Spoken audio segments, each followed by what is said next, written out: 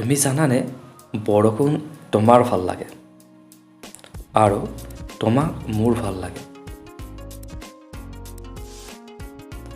বৰষুণত নাচি তোমাৰ ভাল লাগে আৰু তোমাৰ নাচ চাই মোৰ ভাল লাগে।